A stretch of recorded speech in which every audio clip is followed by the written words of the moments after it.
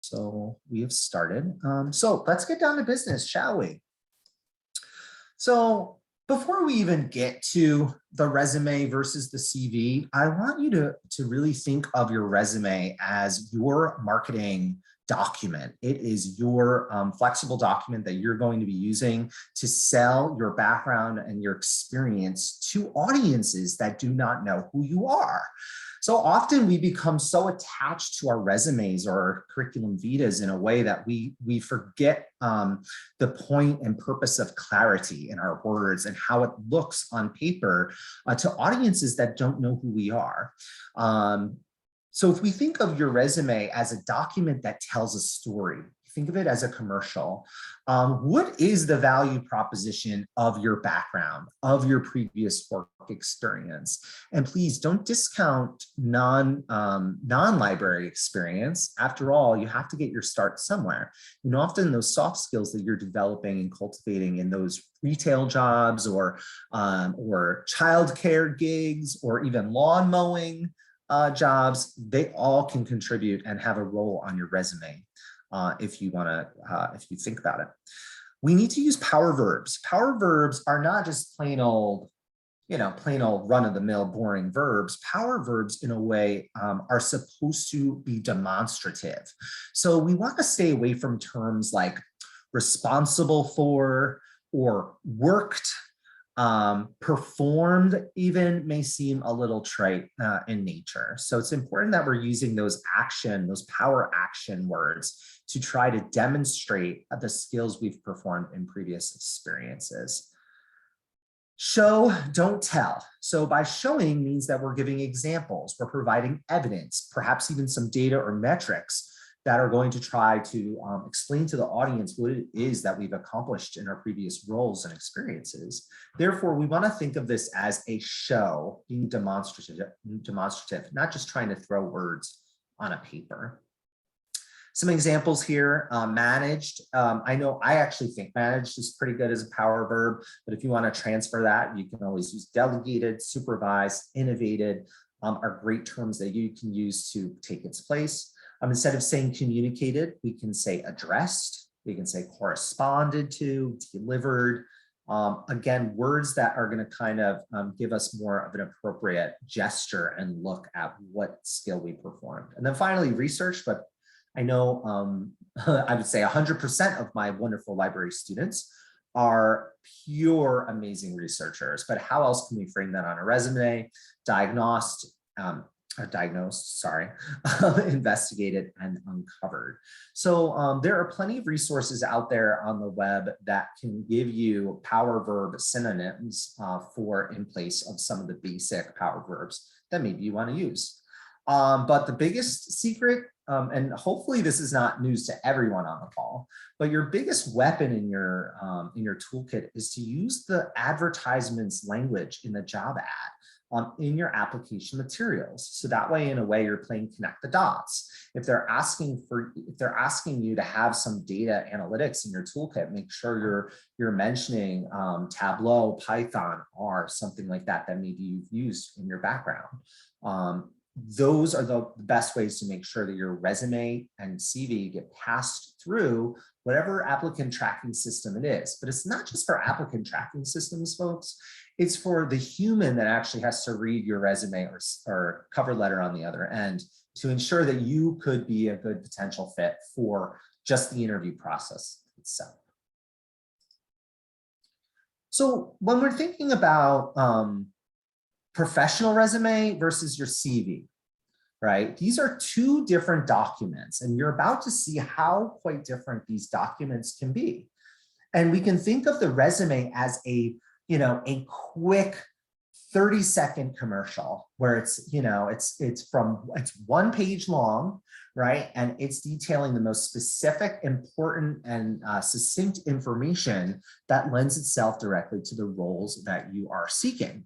We can think of the curriculum vitae or the CV as a infomercial, right? As a commercial that takes much longer. Maybe it's a half an hour long on Sunday mornings, right? When you're trying to flip through TV. And so CVs are quite different because they allow the applicant to explain a lot more about their background, and go into more nuance and detail about the stuff that they've done, not just professionally, but also academically.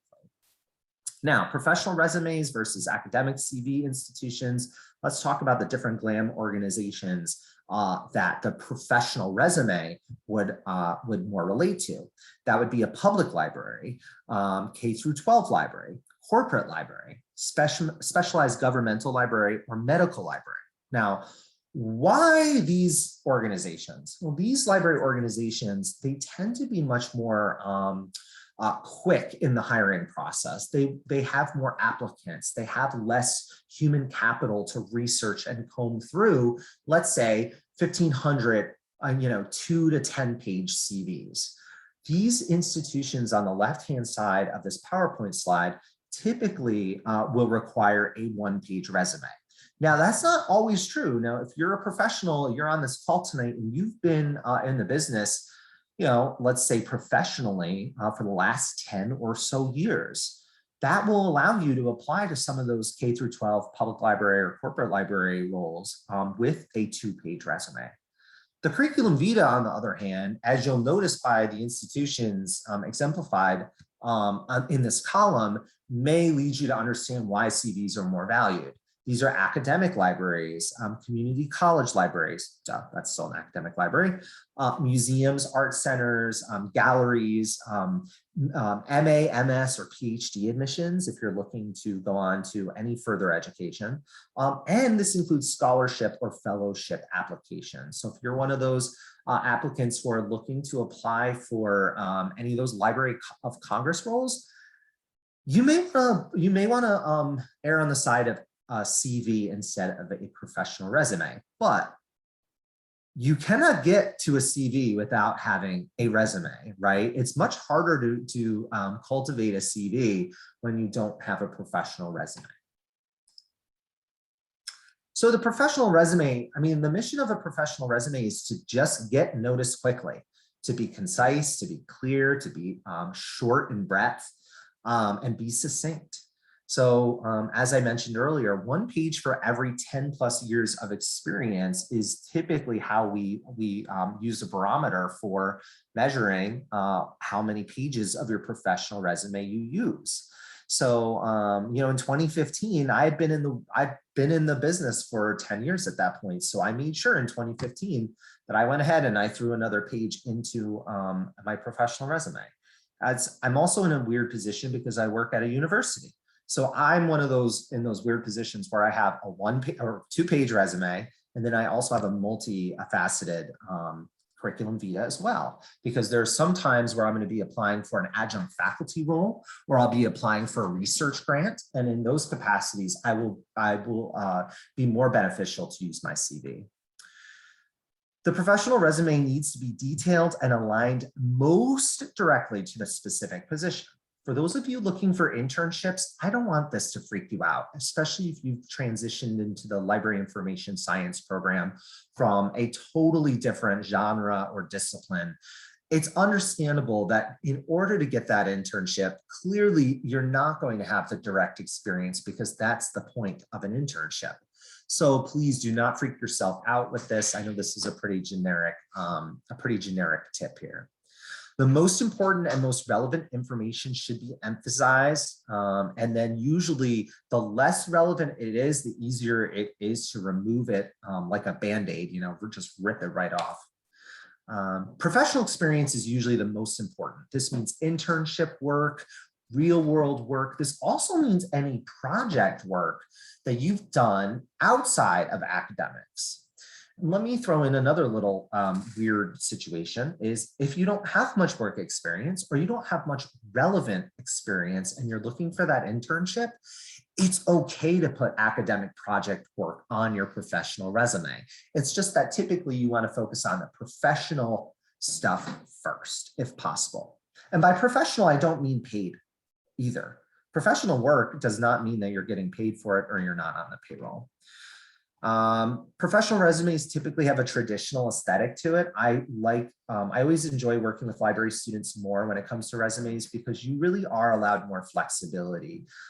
There's no rule that says that you cannot have a logo on your resume or CV. There's no rule that says you can't have color on it. I think when it comes to the type of resume aesthetic you're going for, be true to yourself. Obviously, you want to demonstrate your own personality. But on the flip side, remember who your audience is.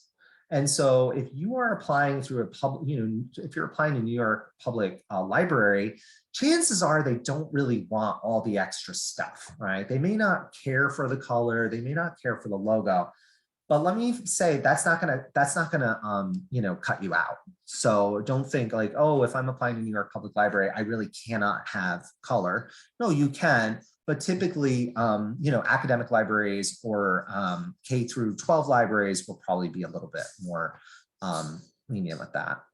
And then clearly, there's two different types of professional resumes. One is the reverse chronological resume, which is the most popular and is the one that I would consider the best for everyone on this call. And then the second one is functional, which is it's less common, but it can also be more helpful if you have more experience. So the sequence of headers for a professional resume typically go this way. Of course, there's some lenience with how this is presented in terms of its sequence, but you want to start with your name, your phone number, email, and if you're up for it, your LinkedIn hyperlink. Typically, you want that very emphasized on the top of your resume, so it's easy for them to get in contact with you. Next, I would say that education is super important. Why? Because you're all in a master's program.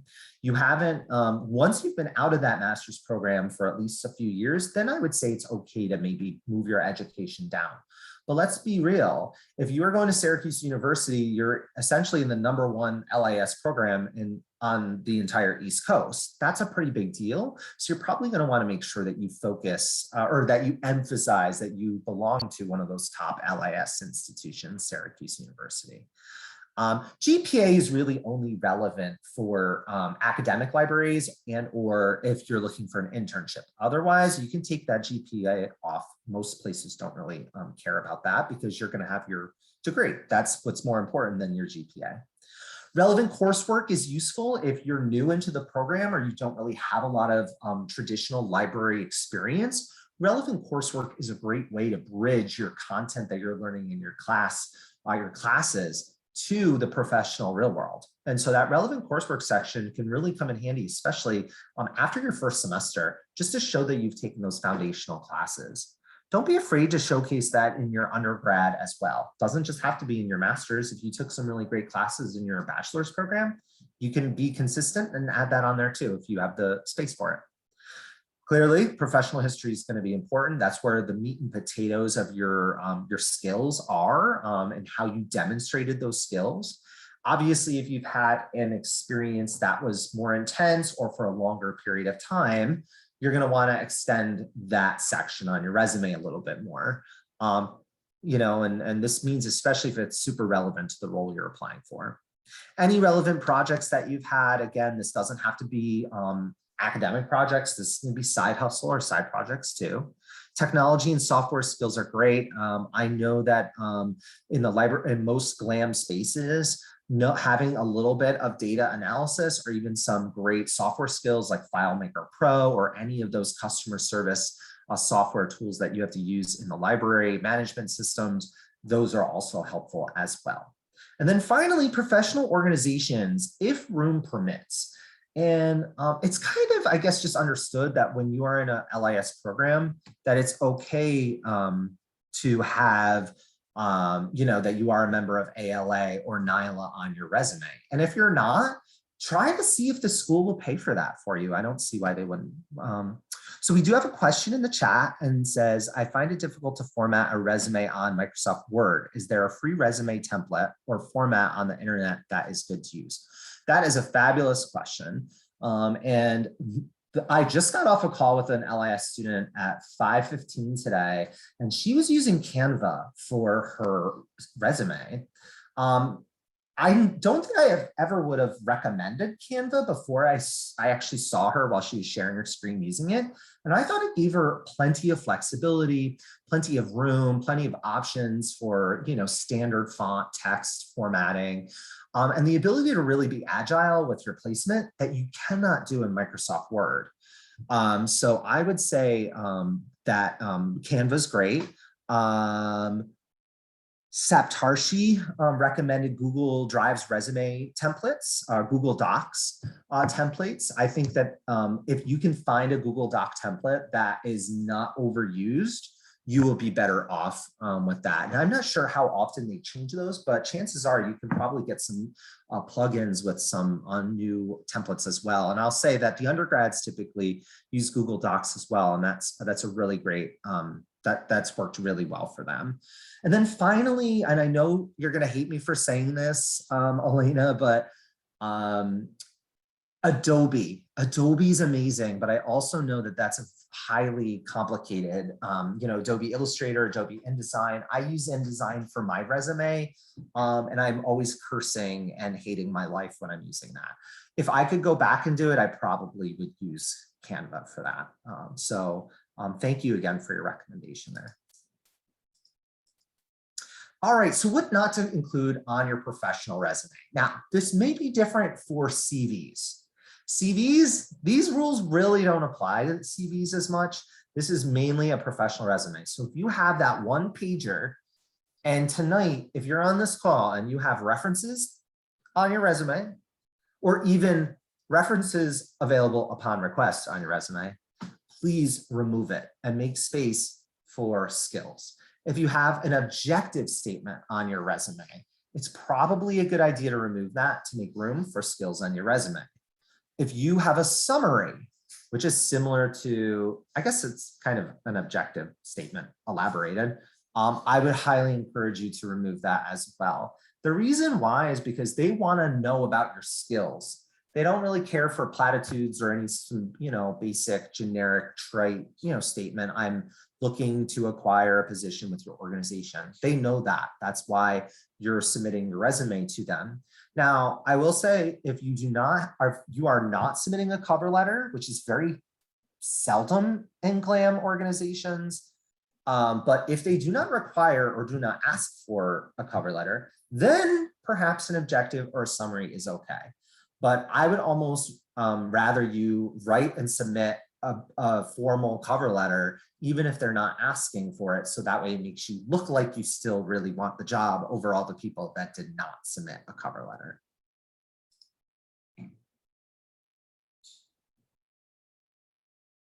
Okay, functional resumes. So I'm not going to spend much time on this because functional resumes, I feel like, are for older people like me, who've maybe been around for a long time.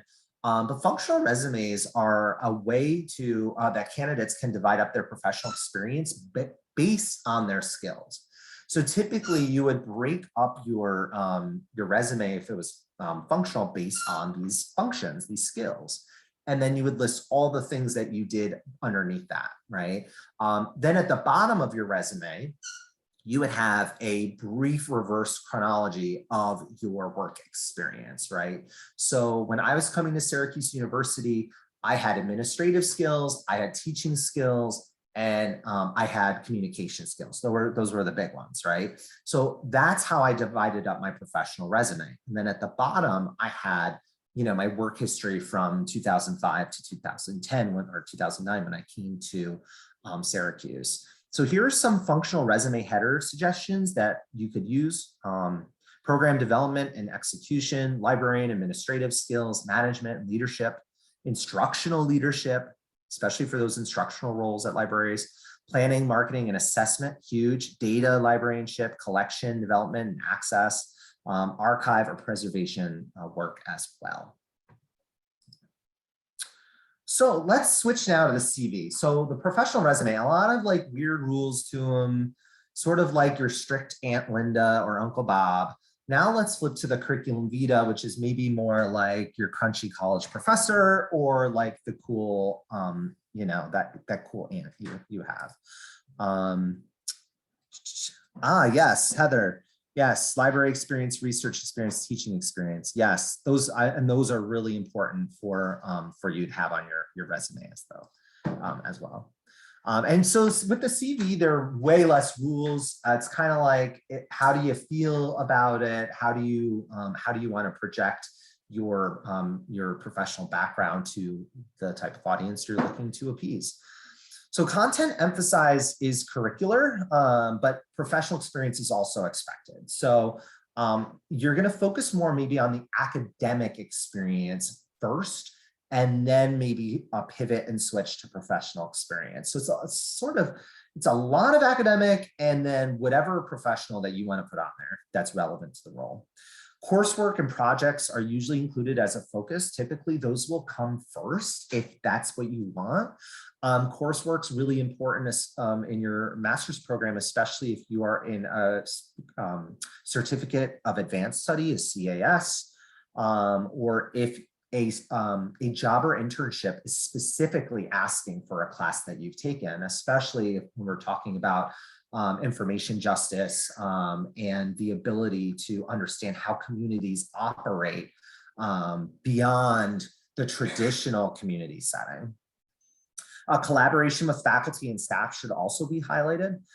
So if you're working closely with faculty on research projects, if you're working closely with them on a master's thesis or a project, definitely something that you are going to put on there.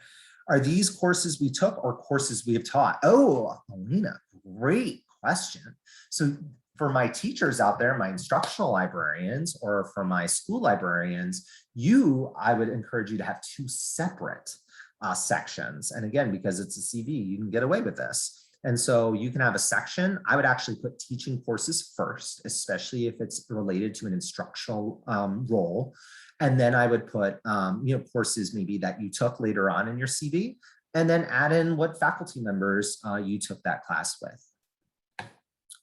And then also professional and academic organizations are valued. So those regional state organizations are huge when you're in grad school.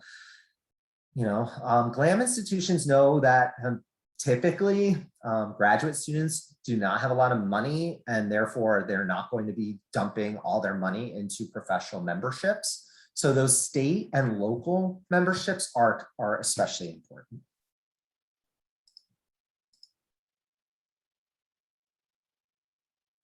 This always makes me think of the Dua Lipa song, Rules. I don't know why. There's also a great Shakira song about rules from my era. But anyway, the quote, rules for curriculum vitae. So there's no true page limit, right? You can really have as much as you want on there. I know that some people will say, well, if you're just getting out of grad school, you really shouldn't have more than 2 pages. Yeah, I don't like that rule. And because it's not really a rule, I think it's just old people saying, oh, you shouldn't have more than 2-page resume, right? No, there's really no page limit. In fact, the more the merrier. I think that it shows the breadth and depth of your experience. I think it's the one thing that our IM students and our undergrads wish they could do is have more than a 1-page resume. There's flexible formatting. Again, know your audience. Stay true to your own personality, your own style, and how the logos and logic that you think should take place with the sequencing of your CV headliners. Logo colors typically okay. Again, most GLAM organizations, they like personality. They like seeing documents that are differentiated. Succinctness is still expected, but not as strict as professional resumes. So my rule is, and again, this is just my rule, it's not written anywhere. Whenever there is a paragraph chunk in a CV, that's going to throw some people off. So I would say stick to no more than 3 lines if you can for a CV. But let's be honest, if you're going to a conference and you're presenting, or you've got an article being published or under peer review, that may take up more than 3 lines, right? So I don't want you to get off this call, and if you have 4 or 5 lines on your CV of something, that you need to remove it. You don't. But it's still important to try to be as succinct as possible, something I wish I was better at. Headers for your curriculum vitae. Again, I'm just throwing them all at you. Sorry, Heather. She's gonna be like, oh my gosh, so many headers. Education, certification, your GPA. GPA is usually pretty important on a CV. Again, academic focus. Relevant courses, it's okay to have brief descriptions with professors' names. I think especially if you are in a CAS, taking like data science classes, I especially think that's really important because that's going to set you apart from a lot of the other candidates. Relevant projects, any thesis that you may be working on, and of course, any assistantships. Programming that you're doing, not just as an emerging GLAM professional, but maybe even in the academic courses that you do. If you do anything with programming or presenting in those classes, it's always good to add that on there as guest lecture, right? You can do that. Professional organizations, this also includes on-campus activities, volunteer work, conference presentations, including attended. Look, if you attend a conference, that's still a big deal. You can say that, you just put the title of the conference and attended. If you chaired a roundtable or something like that, again, very important to denote in that section. Poster presentations are important too. Did a lot of poster presentations when I was in grad school because I didn't have enough time often to submit papers or to, get published. And then of course, publications, even under review, that's a big deal. Most grad students do not get published. And that's a really big deal, even if you've just submitted something that's under review. So go for it. Wait, there's more. Right, professional experience. Heather, I'm going to use you as an example. I hope you don't mind. Heather has some significant teaching experience, right? She taught in Japan. That's great professional experience to host on your resume. Again, when you have teaching experience, that still counts as professional experience. Even if you've done corporate work in the past, or maybe you've worked in a law firm doing, paralegal work, guess what? That's professional experience I would hope that you would showcase on your CV. Definitely not totally irrelevant, and can really translate those soft skills to potential employers. Digital competencies, obviously a big deal. Guest lectures, guest presentations. If a grad professor is out of town for the weekend and needs you to take over, guess what? Guest presentation, guest lecture.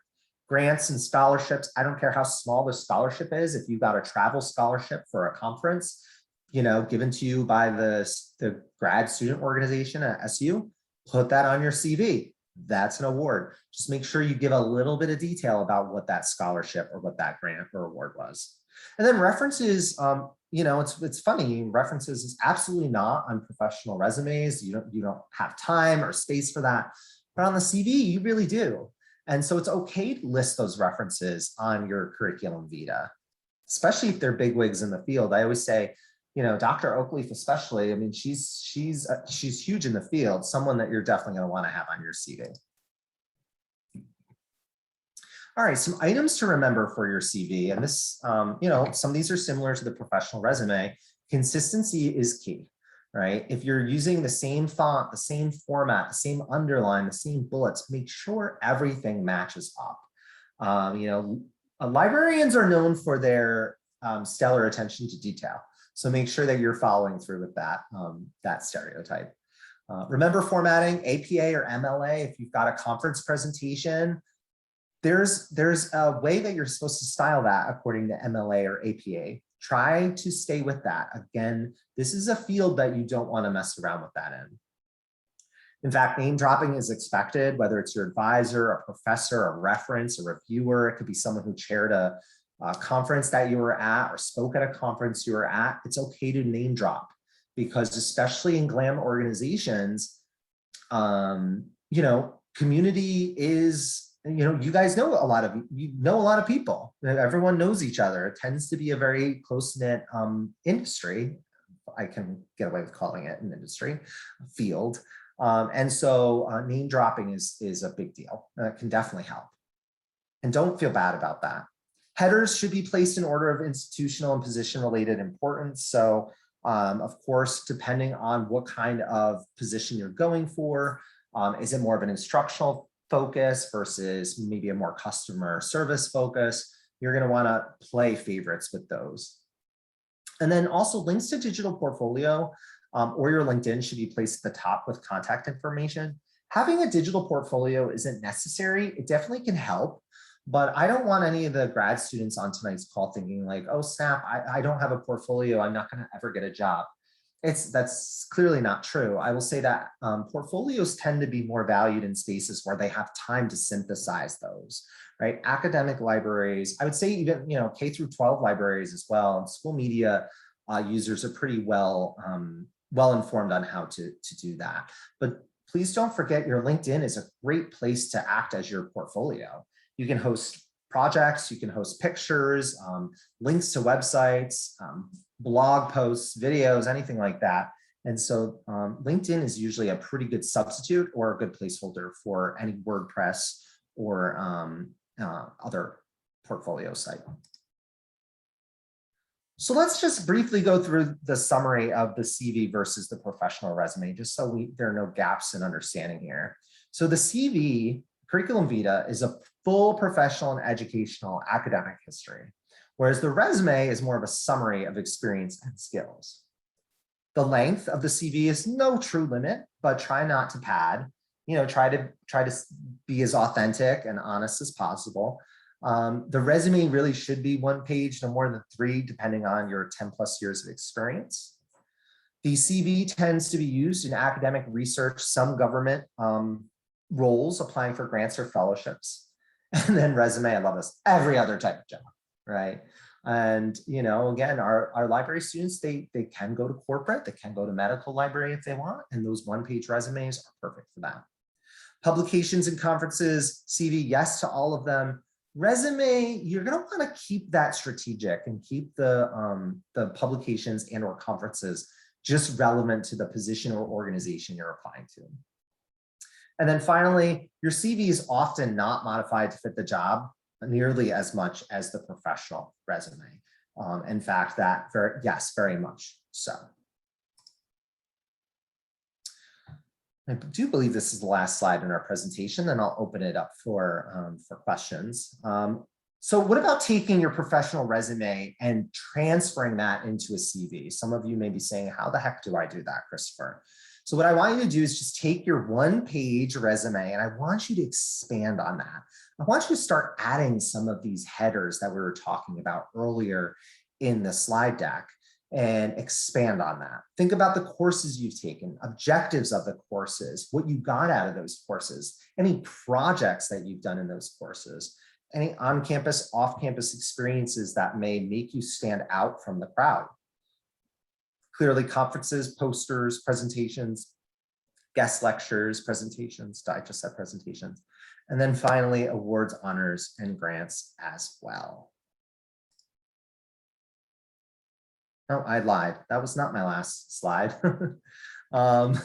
So how to get noticed? How to get noticed through your resume. Relevant text is key. So the more relevant your resume or CV is, the more likely that's going to be pulled out. Leadership roles in graduate school. I know it's tough to do. I was in grad school not that long ago, and having to run to extra meetings on top of your already, obligated meetings for your other stuff is very challenging. Who unfortunately, that's a big thing, especially in the library field where community is the foundation for the field. Social media, using Twitter is especially popular among library organizations. I know LinkedIn, most LIS students aren't crazy about LinkedIn, but obviously another great way to try to get attention. Special projects, your cover letter, of course, that's that letter of interest that's trying to get you noticed, to get them to look at your resume. And then finally, kind of going with who you know and social media, networking. How do you write technical skills? Do you say data analytics, information visualization, database management, metadata, et cetera, or do you say R, Adobe Illustrator, SQL, XML, et cetera? So Heather, that's a great question. I will say that you're much better off being specific. So by saying R, Tableau, SQL, Adobe Illustrator, NVivo, and those programs are going to do much better for you on your CV and resume than information visualization or data analytics. However, it doesn't hurt to have those generic terms on there, especially if they are in your in the job description.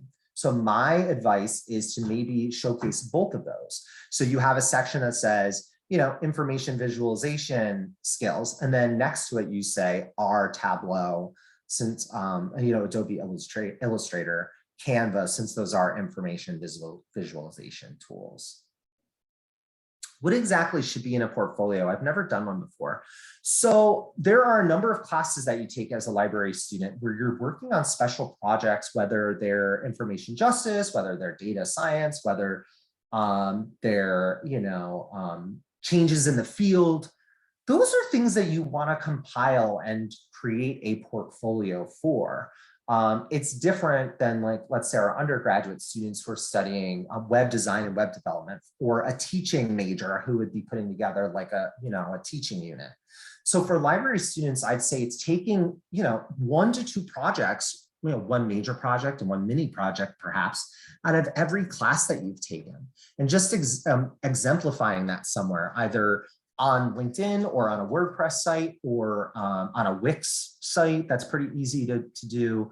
So that way, when you go into an interview or you send off your resume, they have this artifact that is really giving a more, a multi-dimensional look at your work, more than just, oh, I'm going to tell you about it. It's more like I'm going to show you about that.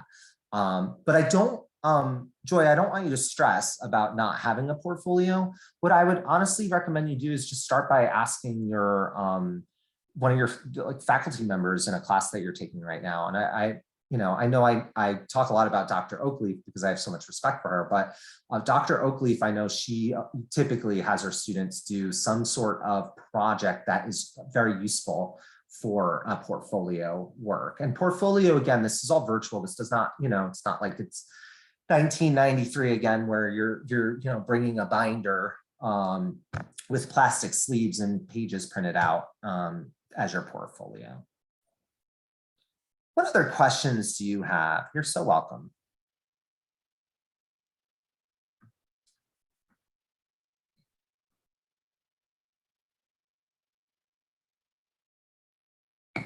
Feel free to type it in the chat. Yes, Dr. Oakleaf is super supportive. She is like the hardest worker I know out of like any faculty member. That I don't know how she does it all. And that's not a slight to any of the other faculty members, but man, I don't know. I don't think she sleeps. I just realized this is recording and I'm saying all this about Dr. Oakleaf. Please let me stop recording and then hopefully I won't get sued. All right.